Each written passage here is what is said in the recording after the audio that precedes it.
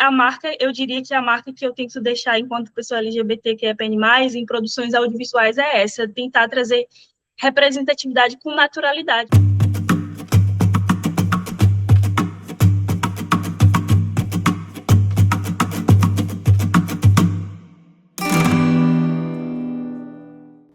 Apresentação da entrevistada. Eu sou Sabrina Assunção, tenho 26 anos, eu sou uma mulher cis, bissexual, sou de Feira, nasci e moro até hoje, sou nascida na Cidade Nova, mas com 5 anos vim morar na Rua Nova, e até hoje estou aqui, que era a casa da minha avó, e minha mãe veio morar com a gente. E sou produtora audiovisual desde 2018, quando eu comecei ali meio que fazendo cursos, trabalhando meio de forma amadora e tal. E até hoje estou no audiovisual, me apaixonei a partir de então. E, geralmente eu estou na função de fotógrafa, né, diretora de fotografia, roteirista e montadora nas partes artísticas, mas acabo fazendo produção também de vez em quando, né, porque cinema independente a gente precisa fazer meio multifunções. E tem uma produtora independente também, com mais outras 3 mulheres, que são Maria, Samara e Amanda. Nós somos as Sertanas Filmes. Autodescrição. Eu sou uma mulher negra, de pele não retinta, tenho cabelo cacheado longo até mais ou menos a metade das costas. Eu estou usando uns acessórios de prata nas orelhas, no pescoço, e estou usando uma blusa vinho com uma gola branca, gola V. Atrás de mim tem uma prateleira de livros, uma cama e uma porta numa parede branca. Descoberta de si e origens. O meu processo de autodescoberta e de identidade de gênero foi, eu acho, na minha opinião, foi um pouco tardio. Foi com 16 anos, porque eu não considero cedo. Porque eu já vivia num ambiente muito acolhedor, assim, de todas as formas, e tanto na escola que eu estudava, quanto na minha família. E eu não tinha, eu acho que eu não tinha consciência de que eu era bissexual, porque eu não sabia dessa possibilidade. O que acontece? Eu sempre, sempre não, né? Que eu comecei, o meu primeiro namoro foi com 15 anos, mas desde quando eu comecei a namorar, eu me interessava por homens e me apaixonava por homens. Então, eu não sabia que existia a possibilidade de eu não ser hétero, de eu gostar de homem e não ser hétero. Então, mais ou menos com 16 anos, eu estava estudando no IFBA, no ensino médio, que é um ensino médio técnico integrado, né? Então, a gente meio que faz 4 anos de ensino médio lá para fazer o curso técnico junto. E aí, eu estava no segundo ano e os meus amigos tinham uma amizade com uma outra galera que era de um ano a mais, acho que era terceiro ano. E eu conheci uma outra menina que me falaram que era bissexual. E eu fiquei assim, nossa, que interessante. De primeira, assim, eu não sabia que existia essa possibilidade. E aí eu acho que pelo fato de até ter essa primeira pessoa como referência, eu meio que criei um encantamento por ela. E foi a primeira menina que eu beijei, basicamente. Então, foi bem, assim, a minha autoaceitação foi bem tranquila, assim, porque eu já convivi.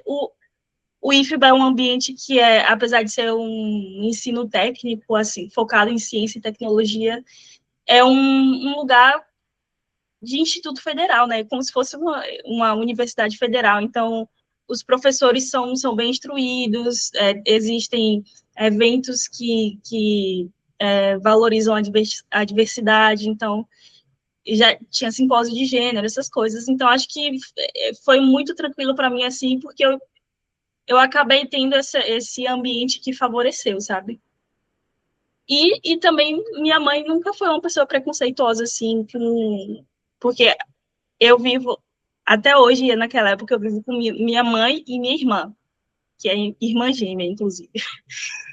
Mas minha mãe, eu nunca vi minha mãe sendo preconceituosa com nada, tipo, nunca vi nem sobre racismo, nem sobre homofobia, nem sobre outro tipo de preconceito. Então, eu acho que não foi difícil. Eu nasci de uma família, entre aspas, religiosa, né? Eu sou católica, fui batizada, fiz crisma, catequese, mas não foi uma coisa que me oprimiu de certa forma, assim, porque eu acho que eu tinha já uma consciência grande em relação a isso, já tinha uma mente aberta por conta da minha mãe. E é isso, foi bem tranquilo, assim, nunca passei por um problema interno, de não me aceitar, e tenho convicção, porque às vezes as pessoas falam, porque bissexual é uma fase, né? Então, eu tenho plena convicção, se tem duas coisas que eu tenho plena convicção, é de que eu sou três coisas, é de que eu sou uma mulher negra, bissexual e escorpiana. A chegada no audiovisual. O interesse pelo audiovisual entrou na minha vida a partir de determinado momento que eu descobri que eu poderia transformar minhas escritas em obras visuais. O que acontece? Eu entrei no teatro em 2015, como atriz mesmo, né? No teatro a gente faz um pouco de tudo, porque tem que produzir cenário, etc., mas a gente tá lá mais enquanto ator e atriz. E aí comecei a fazer esses cursos e essas oficinas no CUCA, que é o Centro Universitário de Cultura e Arte aqui de Feira de Santana, né? E me interessei muito pela atuação, gostei muito, eu sempre fui muito da área da arte na escola. Eu entrei na bandinha do colégio, né? Eu tocava violão e cantava, etc.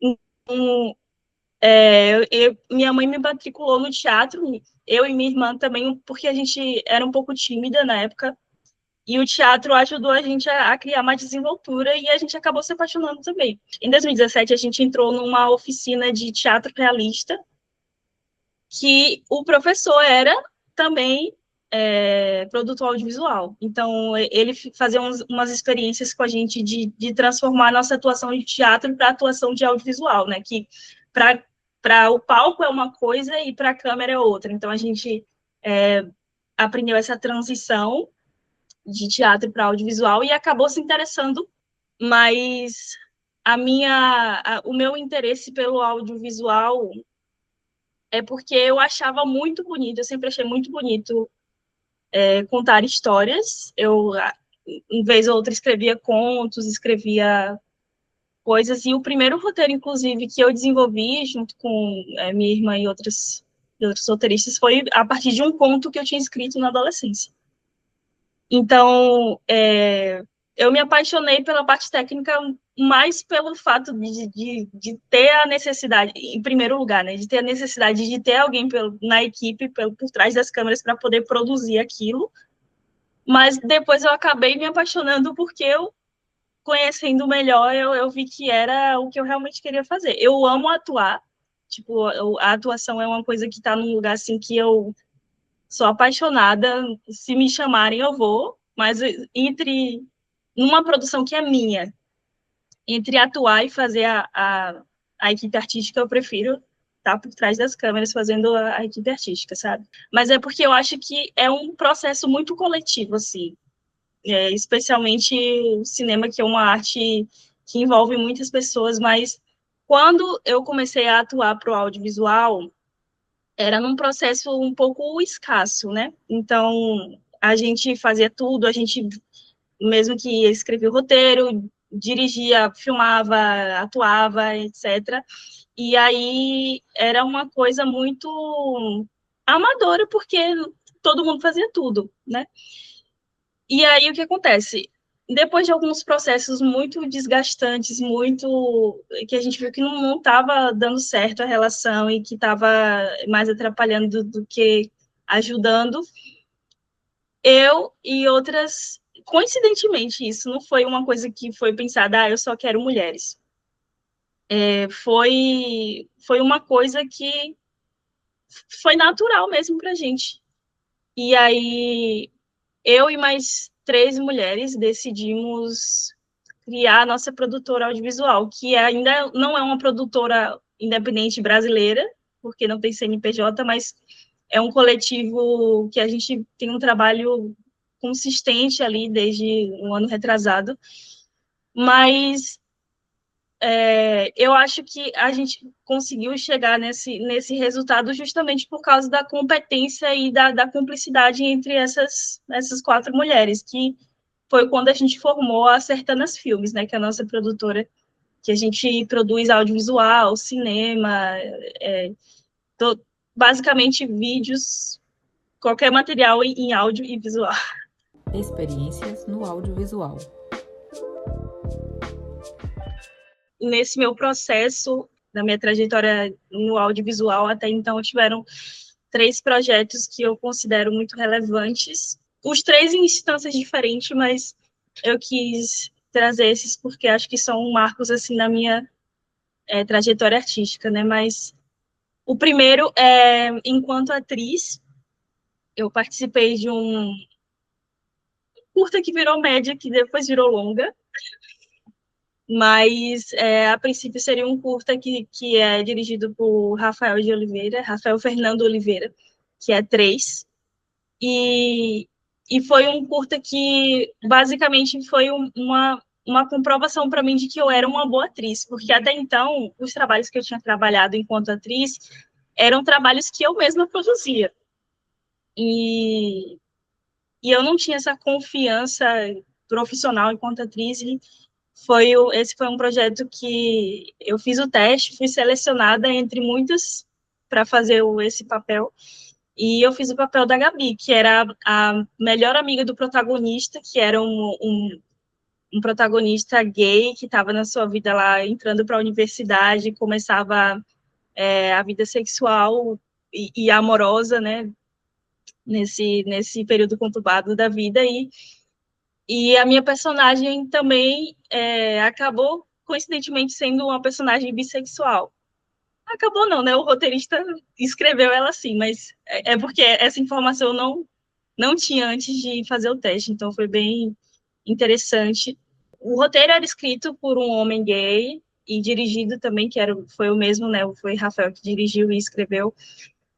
A preparadora era uma mulher lésbica, a produtora e executiva era uma pessoa trans, então, se tinha alguma pessoa hétero na equipe, era muito pouco, assim, acho que um ou dois, mas o processo, desde a preparação de elenco até os ensaios e as gravações em si, foi sempre um ambiente de muita segurança, um ambiente de muito diálogo, muito conforto, e foi um processo que eu nunca tinha vivido antes, assim, mesmo sendo em produções que eu estava fazendo parte, eu nunca tive uma equipe tão preocupada dessa forma, sabe? E eu acho que isso tem um pouco a ver, ou muito a ver, com o fato de terem sido pessoas LGBTQIAPN+, né? E outro processo já em um outro âmbito que eu acho importante destacar foi o primeiro roteiro que eu escrevi sozinha, de fato, assim, que eu registrei e mandei para concurso, inscrevi em coisa e tal, que foi ISO, que é um roteiro, confesso que foi um roteiro que eu escrevi já pensando muito na fotografia, que se for produzido eu vou querer ser a fotógrafa, mas é o primeiro roteiro e eu escolhi fazer uma protagonista sáfica surda, porque eu também, apesar da carreira artística, eu também venho de um histórico de exatas na academia, então eu estudo na UFRB de Feira um curso de Engenharia de Tecnologia Assistiva e Acessibilidade. Então, o roteiro surgiu a partir da primeira aula que eu tive de Libras, porque é obrigatório para todo mundo nesse curso. E eu fiquei encantada, assim, pela língua, louca para poder conhecer mais, para conseguir. Ainda hoje eu não consigo falar Libras fluentemente, só umas palavrinhas gaguejando, mas eu sou muito encantada pela cultura surda de modo geral, não só pela língua. E eu queria muito dar protagonismo a uma pessoa com deficiência, né? Que que é uma coisa que a gente dificilmente tem, e quando se fala em pessoa com deficiência LGBTQIA+, é mais difícil ainda. E aí foi um curta que eu gostei muito de escrever, e é um romance sáfico, né? É uma protagonista que tem um interesse amoroso em outra mulher. E teve outro processo que a gente meio que está em pré-produção ainda, mas eu já tive a oportunidade de desenvolver, por exemplo, a decupagem da direção de fotografia com os planos, com o conceito visual e tudo mais, que foi o primeiro processo que eu, de fato, me senti... Eu já venho de outros processos que eu fui diretora de fotografia, porque eu fiz a operação de câmera e cuidei disso, da iluminação e etc. Mas esse é o primeiro projeto que eu, de fato, tenho um tempo e uma pré-produção para poder pensar na direção de fotografia como um todo, conceito e tudo mais, e a direção de fotografia é geralmente associada a um cargo masculino, é um cargo, e geralmente branco, né, também, mas eu acho que é o primeiro projeto que eu estou me sentindo segura, assim, enquanto diretora de fotografia, e que eu tive a oportunidade de pensar nesse processo com um tempo antes de fato, começar a produzir, que eu acho que eu posso falar o título, né? Quanto Custa Sonhar. É um roteiro escrito por um rapaz, a gente chama ele carinhosamente de menor, porque quando ele procurou a gente, ele tinha 16 anos. E ele falou: eu estou procurando uma produtora para produzir esse roteiro, porque eu quero fazer a montagem. Veja só, ele escreveu um roteiro, estava disposto a dirigir o primeiro curta dele só para ter no currículo um filme montado. E eu achei isso impressionante, porque não é qualquer um que faz. Então, a gente super... eu e as Sertanas, né? A gente super gostou da história, achou interessante, a gente deu enfim, uma ajudada na revisão do roteiro também para ficar mais natural, mais coerente, e aí a gente está nesse processo de conseguir recursos para produzir, né? Mas é um roteiro que basicamente fala sobre conflitos familiares, o conflito entre família e a questão de ser alguém, né? Que eu acho que é uma coisa muito atual para essa geração, não sei se é a minha, mas eu acho que para a geração de agora, adolescentes que estão entrando na fase adulta de, meu Deus, eu preciso correr para conseguir uma casa, um carro, eu preciso dar condições para minha família, acho que é um tema muito urgente, assim, para essa geração atual. E esse roteiro fala sobre como você pode perder coisas nesse processo de querer acelerar o tempo, sabe? Direção de fotografia. Eu já tinha uma certa paixão sem saber, porque antes de estar no audiovisual eu não sabia o que era necessariamente direção de fotografia, mas eu sempre gostei de fotografia em si, fotografia mesmo, tirar fotos, essas coisas. Não sou profissional, não sou fotógrafo profissional de foto, e não pretendo ser também, porque eu acho que são duas coisas diferentes, eu estou caminhando mais para o audiovisual mesmo. Mas eu sempre gostei de tirar fotos assim, meio Tumblr, né? Eu fui da geração Tumblr, então eu adorava fotografias poéticas, bonitas, e eu gostava muito. Um dos meus filmes favoritos são com fotografias bonitas. O Retrato de uma Garota em Chamas literalmente uma pintura a cada frame. Então, eu acho que quando eu comecei a entrar no audiovisual e comecei a passear pelas funções, porque no cinema independente é isso, né? A gente tem que fazer um pouco de tudo. Eu acho que quando eu comecei a passear pelas funções, a que mais me interessou foi a de fotografia, porque a fotografia também conta uma história, né? Além do roteiro, além da montagem. A montagem eu acho que é uma outra coisa que eu também faço, que eu sou apaixonada. E a fotografia conta uma história. Então, eu acho que o que me pega, as funções que me pegam são essas, as funções que são mais responsáveis por dar ritmo e cor à história, sabe? E sentido à história.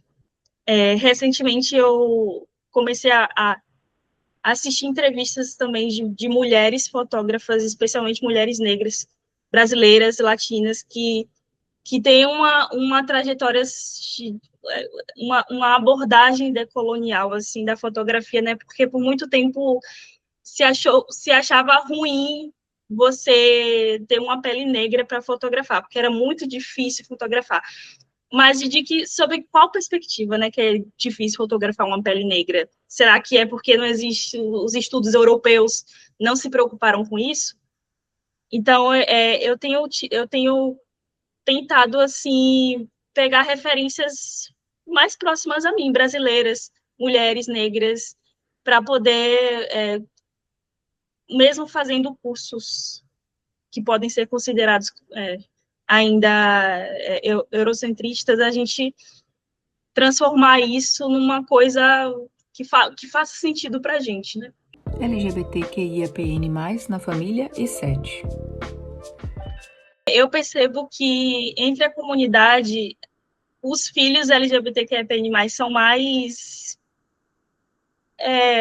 cuidadosos, são mais atenciosos, assim, com os pais, porque eu tenho 3 irmãos héteros, 2 irmãs e um irmão.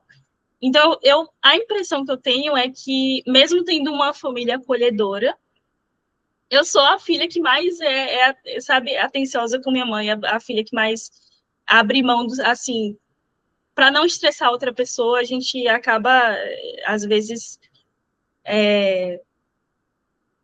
passando por cima dos nossos sentimentos, mas dando uma acalmada ali para poder que outra pessoa fique mais confortável, né?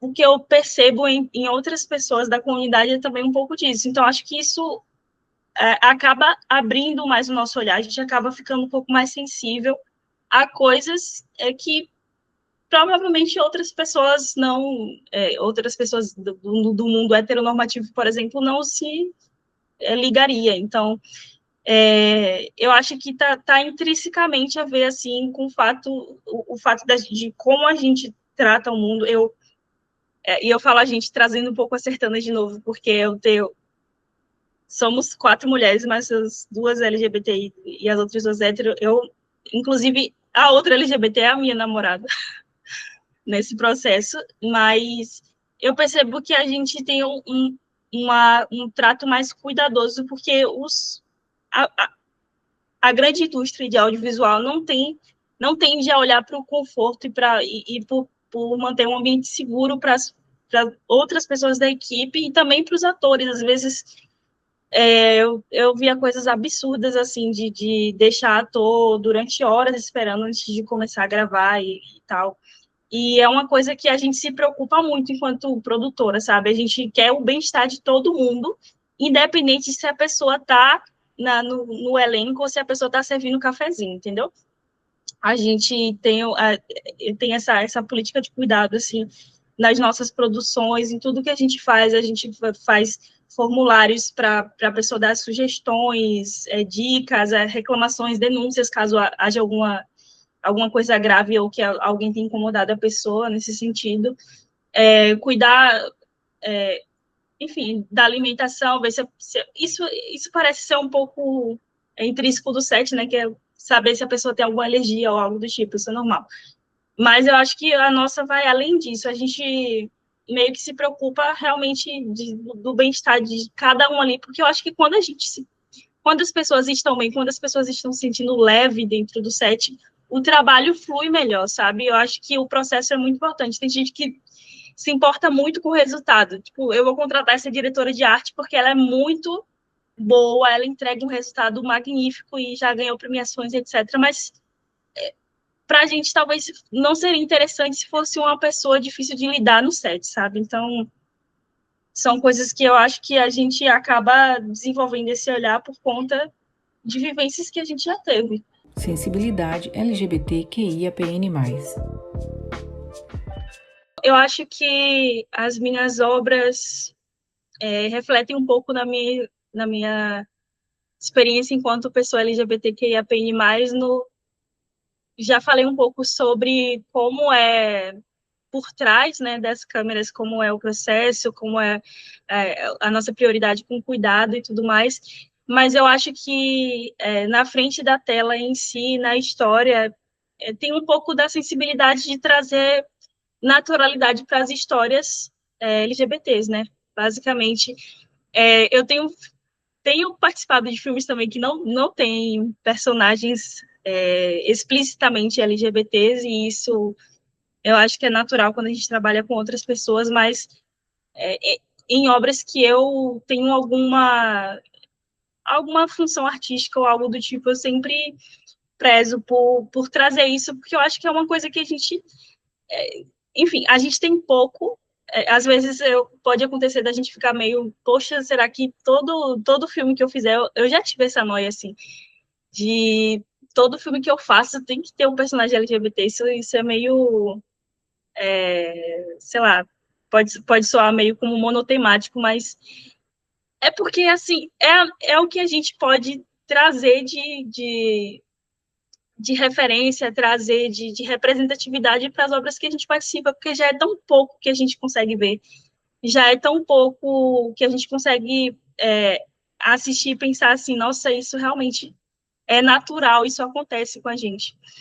Que o pouco que eu participo eu tento levar, sabe? Então, já participei de. A gente tem o primeiro filme da Sertanas que não é uma super obra, uma obra extraordinária, que eu me orgulho super de ter feito, mas é especial porque foi a primeira, que é Deixa para Amanhã, que a gente conseguiu, é um curta-metragem de ficção, que a gente conseguiu levar em alguns circuitos e a gente levou para Madrid na Mostra Internacional da Galeria SPT, e a gente acabou sendo premiado como melhor elenco e melhor direção de arte.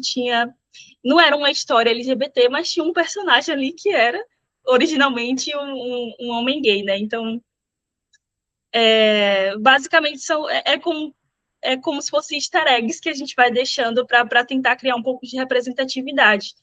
E aí, a marca, eu diria que a marca que eu tento deixar enquanto pessoa LGBT que é PN+, em produções audiovisuais é essa, tentar trazer representatividade com naturalidade. Eu acho que para a gente é muito natural isso, sabe? Se a gente parar de ter medo, se a gente parar de querer agradar os outros, enfim, se a gente quiser agradar uma grande massa, tipo a galera que, sei lá, curte Vingadores e algo do tipo, a gente não vai conseguir trazer representatividade nunca. Preconceito, autonomia e suporte.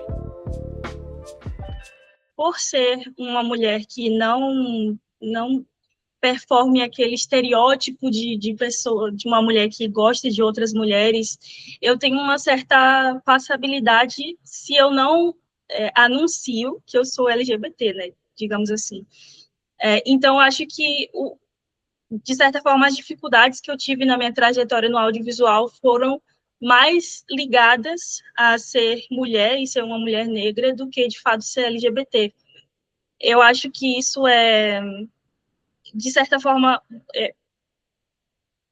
não, não vou dizer que é um conforto, né? Mas eu acho que me trouxe um pouco mais de autonomia para não me inibir com o fato da minha sexualidade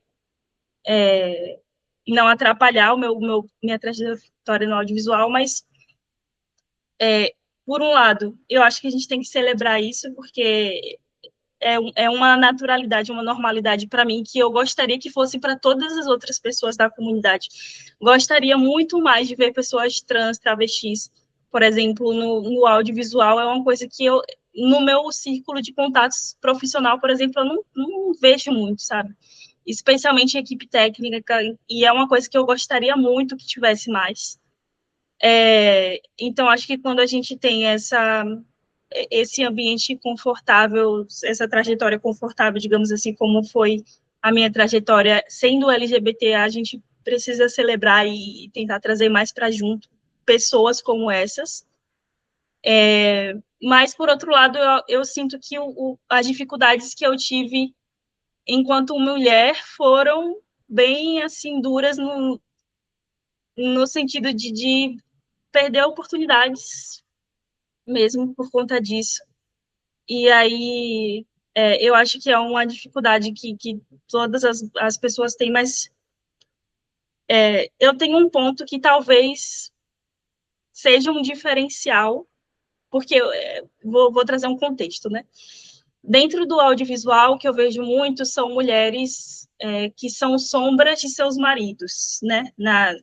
Quando se trata de equipe técnica e tudo mais, tá fazendo aquilo ali com o marido, porque é o marido que puxou, o marido que se interessou e puxou para trabalhar, eu sinto que elas sentem certo medo e uma limitação de buscar mais conhecimento, de querer fazer mais, sabe?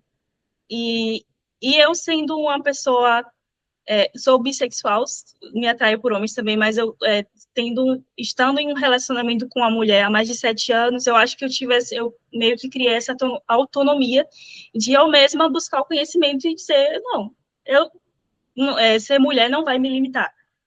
Eu vou correr atrás de conhecimento, vou ter autonomia para fazer cursos, para colocar as caras em coisas que eu nunca fiz antes e criar experiência, porque afinal se cria experiência fazendo, ninguém nasce sabendo nada.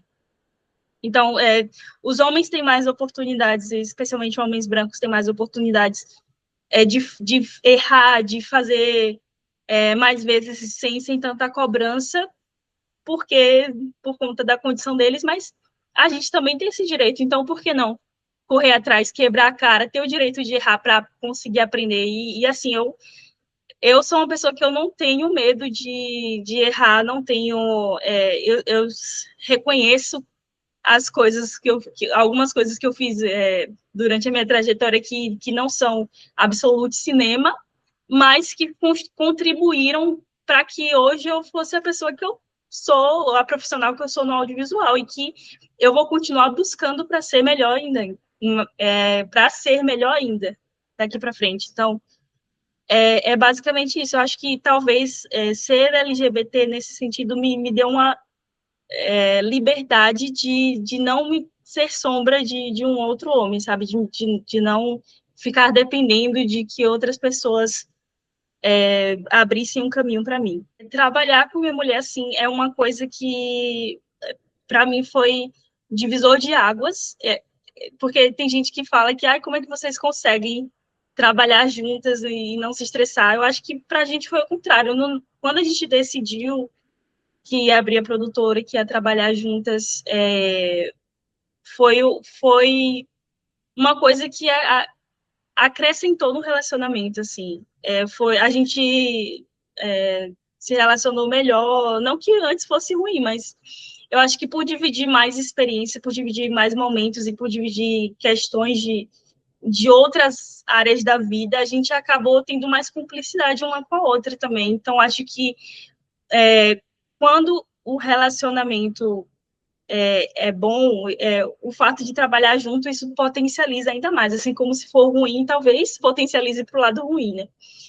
Mas foi uma coisa que foi super natural e acabou sendo uma escolha certa, e as outras meninas que eu trabalho também, uma delas é minha irmã, outra, porque as quatro são, basicamente, eu, minha namorada, minha namorada, minha irmã gêmea e uma amiga que veio do teatro com a gente, que é Maria. Então, eu acho que essas relações que são saudáveis, sendo ela qual for, de família, de relacionamento amoroso, de amizade, quando a gente trabalha com propósito, quando a gente trabalha com pessoas que a gente já tem uma troca boa, só potencializa. E eu acho que é por isso que a gente tem um diferencial tão grande quanto profissionais. Mas, para além disso, eu acho que pessoas ao redor contribuíram indiretamente com a minha trajetória no audiovisual, no sentido de me dar, por exemplo, não ter sofrido diretamente nenhum tipo de preconceito ou homofobia na minha família, me deu confiança e autonomia para que eu conseguisse fazer isso na rua, sabe? Óbvio, quando você tem uma boa base, você pouco importa o que as pessoas vão dizer no mundo. Existem, não estou colocando aqui, diminuindo a violência externa, porque a gente sabe que com outras pessoas existe uma violência física. O Brasil é o país que mais mata pessoas LGBTs no mundo, um dos que mais mata no mundo, especialmente pessoas trans e travestis, e isso é gravíssimo.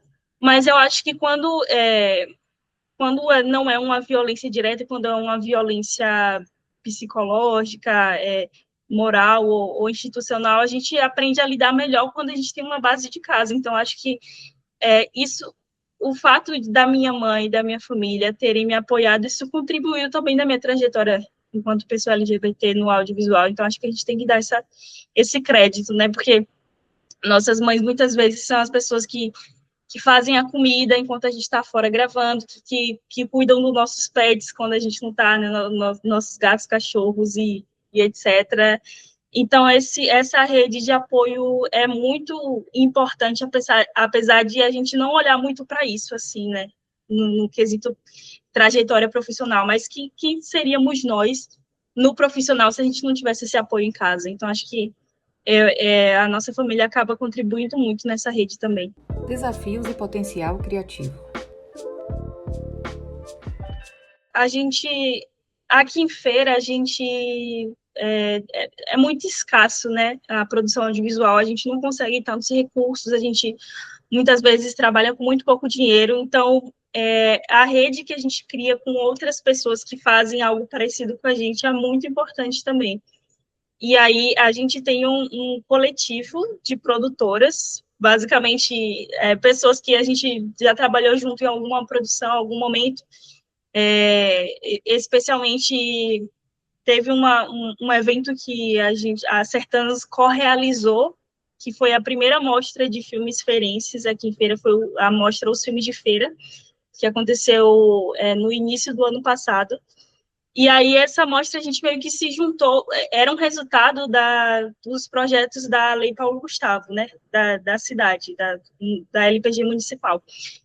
E aí a maioria das metas dos projetos, desses projetos, eram fazer uma exibição. Então a gente acabou se juntando, nós, Sertanas, outras produtoras de feira, como Corre Artístico Feirense, Candeeiro Filmes, Ticuna Filmes, para fazer essa amostra e, para além de exibir os filmes, que era uma meta dos projetos, a gente também exibiu outros filmes, então a gente conseguiu fazer uma programação de 5 dias muito intensa, assim, com apresentação musical e roda de conversa no final. E foi uma rede que a gente construiu que ficou muito forte nesse sentido. Então, por exemplo, quando a gente precisa de mão de obra para outras produções, ou quando precisa emprestar um equipamento, às vezes até gratuitamente, a gente acaba tendo essa parceria com outras produtoras de feira, e eu acho que isso é uma coisa muito de interior, assim, né? Uma coisa que o cinema independente do interior faz muito. E eu acho incrível, eu acho que é uma coisa, uma prática que fortalece todo mundo, sabe? Muitas vezes as pessoas ficam nessa coisa de competitividade, eu quero fazer esse filme com minha produtora para ser melhor do que aquela outra produtora ali. Mas quando a gente pensa no coletivo, quando a gente pensa que a gente está no mesmo barco, que é preterido da mesma forma em relação a outros grandes eixos de audiovisual, a melhor coisa que a gente consegue fazer é se unir para construir algo maior. Então, acho que foi muito importante essa conexão que a gente fez entre essas outras produtoras independentes de feira, porque a gente conseguiu esse apoio mesmo, que me dá esperança de trabalhar no cinema dentro do interior, e especialmente em Feira de Santana, é porque eu sinto que Feira é uma cidade que tem um potencial enorme, que tem muita gente muito talentosa, a gente tem, inclusive, de outras áreas da música, rodando o Brasil inteiro, fazendo muito sucesso, que talento não falta. Eu acho que talento não falta, e o que falta, na verdade, é o incentivo. Então, eu eu tenho uma visão muito coletivista, assim, não sei se é porque eu sou conselheira também, mas eu acho que, para além de ser conselheira, antes disso, eu sempre tive essa visão, que se a gente pode sair de feira para trabalhar, buscar conhecimento, fazer conexões, para conseguir uma condição melhor de trabalhar dentro do audiovisual, por que a gente não pode voltar para trazer tudo isso para as pessoas que estão aqui na cidade, sabe? Então, eu trabalho muito nesse sentido, assim, não tenho vontade de morar fora de feira, pelo menos não permanentemente, pode ser que talvez por algum tempo, para fazer algum projeto durante alguns meses, mas eu sinto que Feira de Santana só precisa, e eu acho que isso é de todos os interiores, só precisa de uma ou umas boas iniciativas, sabe, para dar certo, porque o mercado é muito emergente. A gente está vendo que existe qualidade, a gente está vendo que existe talento, existe possibilidades, a gente só precisa ter boas condições. Então, eu tenho essa cultura, assim, de querer fazer a cidade crescer. É uma coisa meio, um pensamento meio megalomaníaco, talvez, mas eu acho que se a gente não tivesse esse pensamento, se não começar pela gente, vai começar por quem, sabe?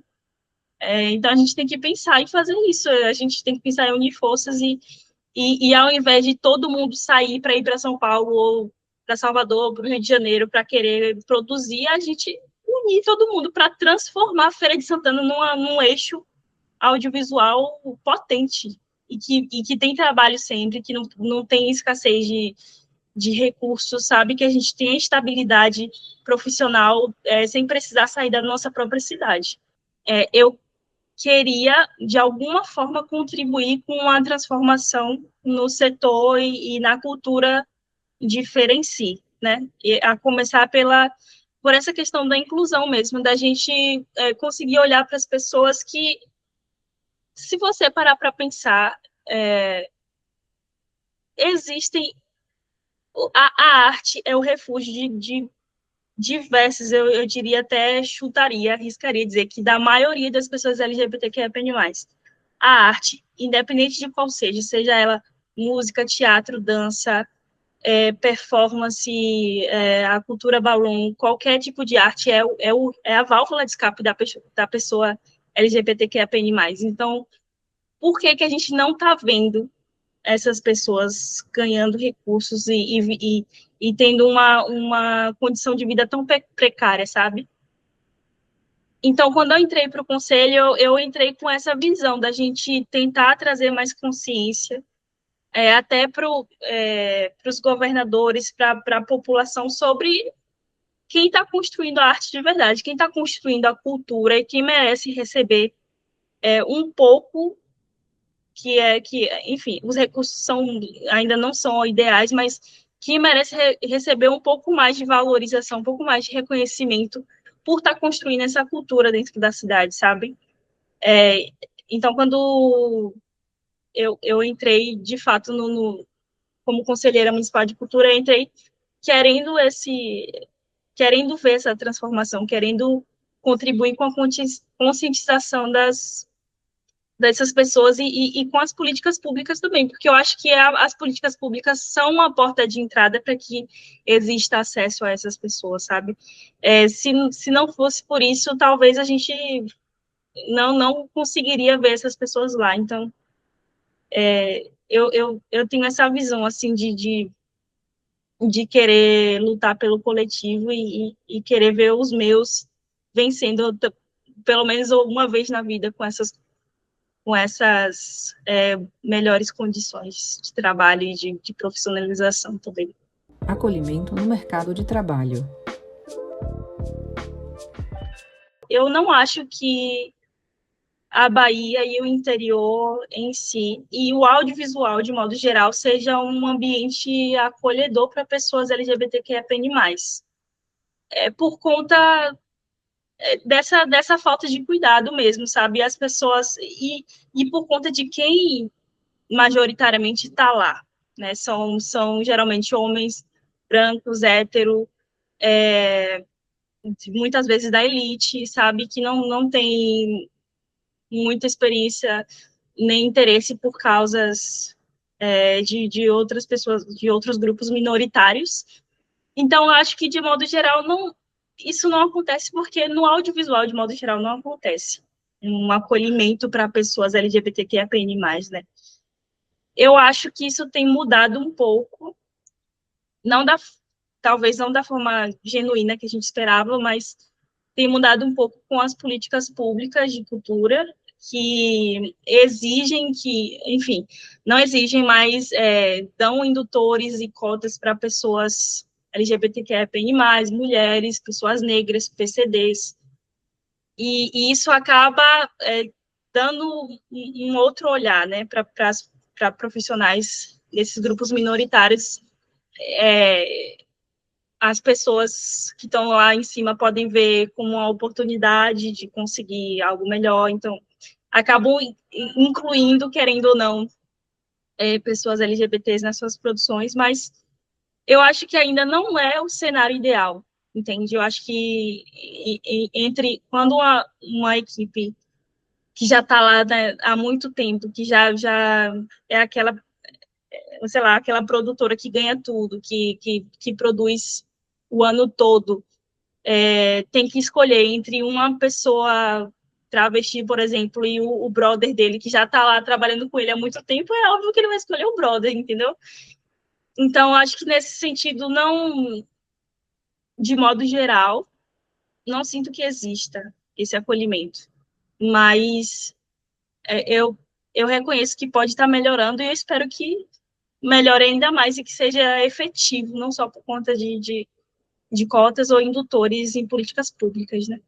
Eu, criança. Se eu pudesse dizer algo para a Sabrina pequenininha, para a criança que eu era, eu diria que encontre as pessoas que pensam parecido com você, conecte-se com pessoas, apareçam nos lugares, conheça outros projetos, se tiver algum evento de audiovisual na sua cidade, vá, fale com as pessoas, peça dicas, converse sobre seus sonhos, sobre seus projetos, porque eu acho que o melhor começo que a gente pode ter, ou a melhor forma de a gente conseguir iniciar uma trajetória bem, fazendo conexões e transformando nossas amizades em rede, em conexões profissionais mesmo. O audiovisual, o cinema, tudo, a maioria das coisas relacionadas à arte são coisas que se constroem no coletivo. A gente não, ninguém faz um filme sozinho, ninguém faz um documentário, um vídeo sozinho.